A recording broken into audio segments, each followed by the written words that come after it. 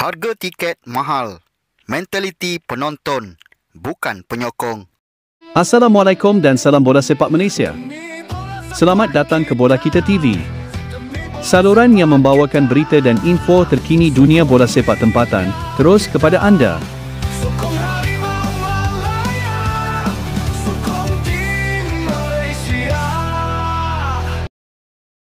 Harga tiket bola sepak menjadi antara topik perbualan yang sangat panas dibincangkan dalam kalangan peminat Harimau Malaya menjelang aksi persahabatan serta kelayakan Piala Asia tidak lama lagi. Bermula dengan RM40 harga tiket yang diperkenalkan oleh FAM menerima rungutan daripada beberapa peminat bola sepak Malaysia yang menyifatkan ia mahal. Malah ada yang turut berharap supaya harga tiket dikurangkan supaya ia tidak membebankan peminat untuk memberi sokongan di Stadium Nasional Bukit Jalil. Untuk rekod, harga tiket tersebut masih kekal sejak aksi berdepan Nepal lalu tanpa ada kenaikan dibuat oleh FAM bagi aksi antarabangsa Tayut 1. Secara asasnya rungutan dibuat ini lebih kepada sikap peribadi peminat yang menganggap harga tiket terlalu mahal dan tidak berbaloi untuk mereka kini hadir ke stadium.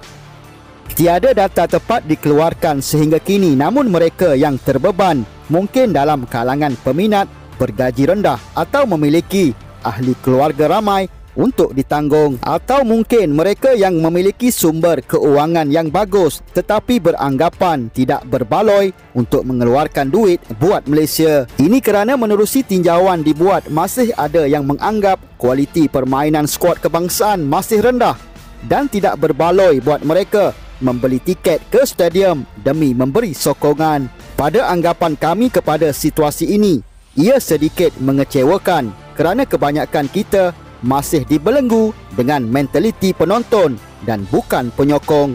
Jika dibandingkan dengan Indonesia, jelas negara jiran memiliki penyokong yang fanatik dan tidak hanya berbunyi di media sosial sahaja sebagai tanda sokongan kepada pasukan kebangsaan. Apapun segalanya bergantung kepada kita sendiri jika sekadar berpuas hati menonton di kaca televisyen atau kekal setia memberi dukungan secara langsung di stadium. Harus diingat, aksi menentang Cape Verde dan Vietnam ini sangat penting kerana ia merupakan medan sebenar buat Peter Klamoski untuk cuba membanggakan negara. Hadir ke stadium atau cukup bersorak di media sosial untuk membuktikan diri sebagai penyokong Harimau Malaya, segalanya terserah kepada mentaliti kita sendiri buat Harimau Malaya.